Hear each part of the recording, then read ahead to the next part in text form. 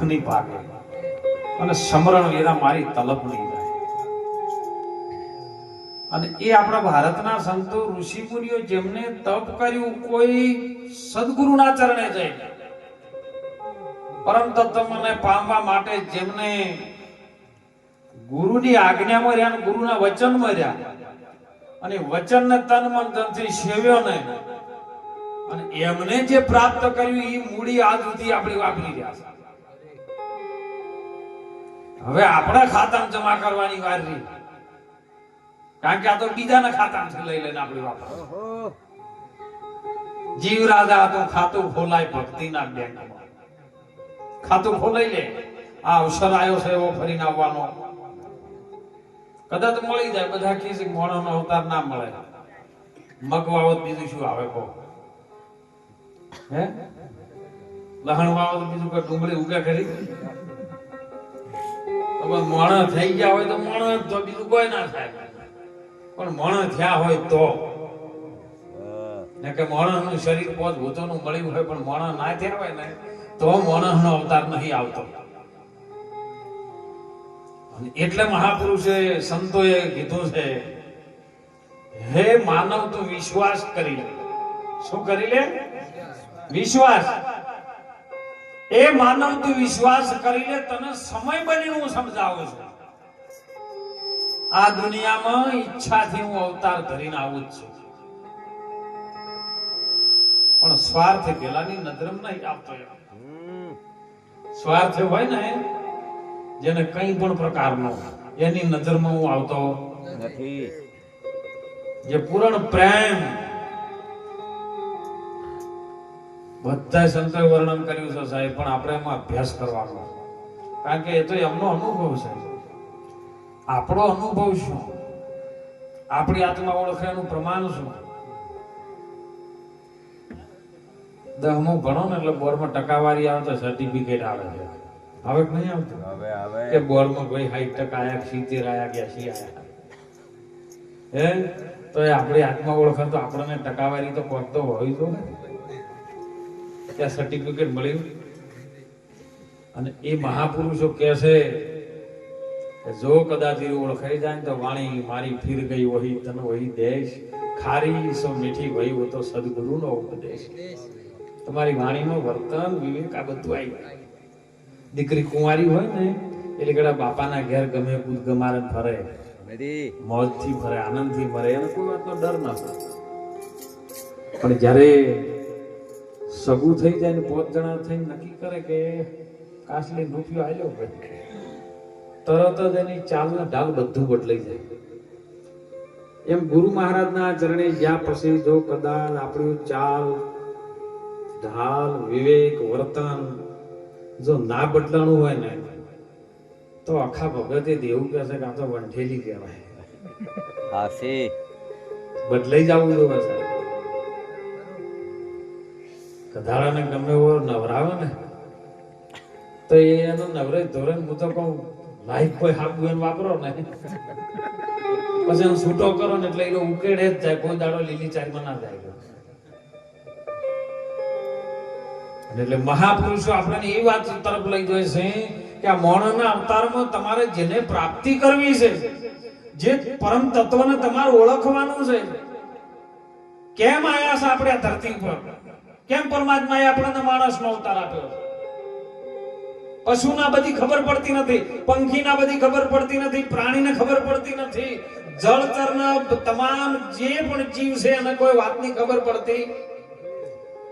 મનુષ્ય દેહે આ વાતની ખબર પડે છે કે આપણે શું કરવું ને આપણે ન કરવું આવ્યું, એ વાતની ફક્ત ને ફક્ત મનુષ્યને ખબર પડે. અને એટલે મહાપુરુષો જગાડે છે કે તું મોણો થઈ જા, મોણો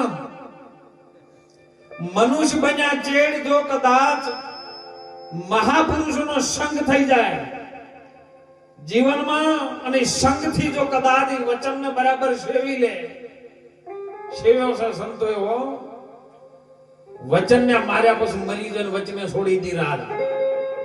વચન જેને વિવેકથી વિચાર્યો ને એને સુધરી જાય સર્વે કાળ. તમારે ન કરવું પડે કશું, તો બધું થાય. ભાણ સાહેબે ન વિનંતી કરીને પ્રમાણ આપી દીધું કે ભાણ કે તું ભટકીશ નહીં, મથી જો મૂળ વચન ની મોય.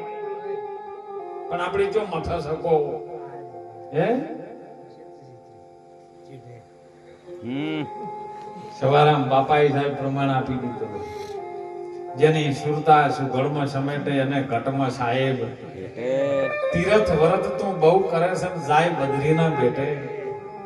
બાર વાસના બહુ ફેલાવે નજર ન રાખે નેઠે.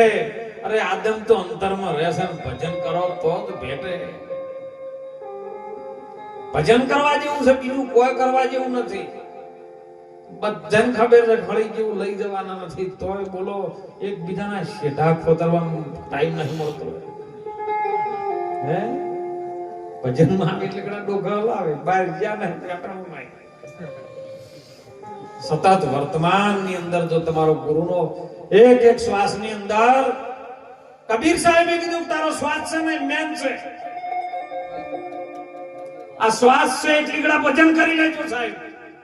શ્વાસ સિવાય વિશ્વ બીજું કોઈ છે નહીં. જીવને શ્વાસ તણી છે સગાઈ, ઘરમાં ઘડી કે નહીં રાખે ભાઈ.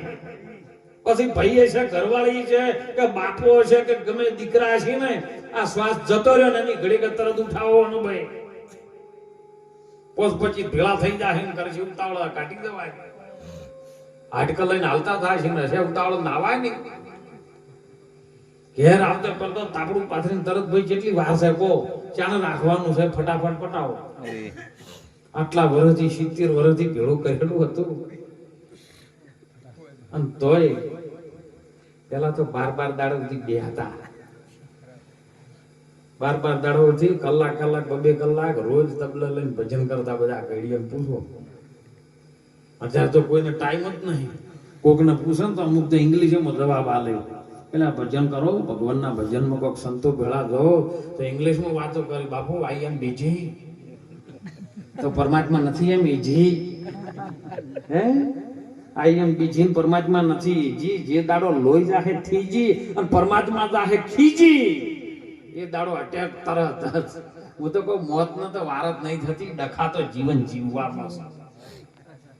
મોતની તો બીક જ નહીં રાખવાની સાહેબ, કારણ કે એ તો સત્ય છે. એક ઘડીનો ખેલ છે, 1 મિનિટનો ખેલ મોતનો. જીવન જીવવામાં માથાકૂટ છે. અને મહાપુરુષો આપણને જગાડી રહ્યા છે. કદાચ આ પોત ભૂતોનો દેહ મળ્યો અને એમાં જે બોલવા વાળો છે એમાં સુંદર વાત ન કરી કે જોજે રે તારી આ જંત્રીનો બચાવનારોમાં કોણ છે. અને આ નિરાત બાપુની વાણીમાં કીધું, રામ નામ તું રાખ હૃદયમાં અને કાઢી દો કલ્પના કાચી. આદ કહેતા શરૂઆત થાય, અંત કહેતા પૂર્ણ વિરામ થાય. આજ અંતને આ મધ્યમાં બોલે છે વસ્તુ છે. આજ મધ્ય ચારે આવે છે સાહેબ. હમણાં વાણીમાં વાત આવી હતી સાહેબ, અને જે બનાવી બધું વાણીમાંથી જ આવે, આપણે કોઈ ન આવે. ચડવું છે મારે મેરુ ને આસમાન. કયો ચડવું છે? ચડવું છે મારે મેરુ ને આસમાન, પણ આડા નવળા એમાં લોક ગણા.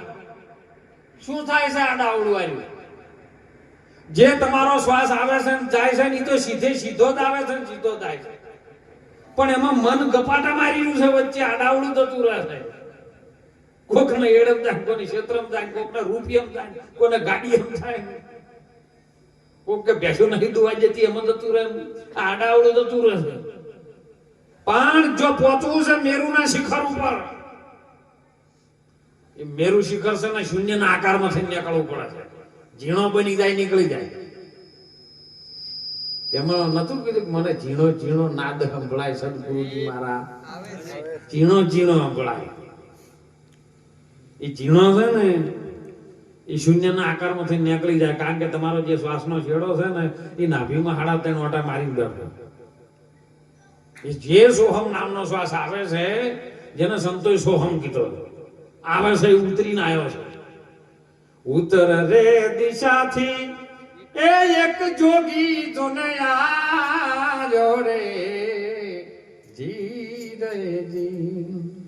એ આવી મારી આ નગરીમાં લાખ તો જગાયો રે. આયો છે, ઉતર્યો તો આયો છે, અને ઉતરીને આવીને 3.5 આટા મારા કૂતરું વળી ગયું. રજોગુણી, તમોગુણી, સતોગુણી માયામાં આર્યો લપટાઈ ગયો છે. ગુરુ મહારાજ આ ત્રિકુટી જે આપણને બહાર કાઢી નાખીને ચોથા ચક્રમ ચડાવે, એમાં કીધું નામ, રૂપ ને ગુણ. બ્રહ્મા વિષ્ણુ મહાદેવ કહો તો નામ, રૂપ ને ગુણ કહો તો, ને ઓહમ શોહમ ને રણુકાર કહો તો.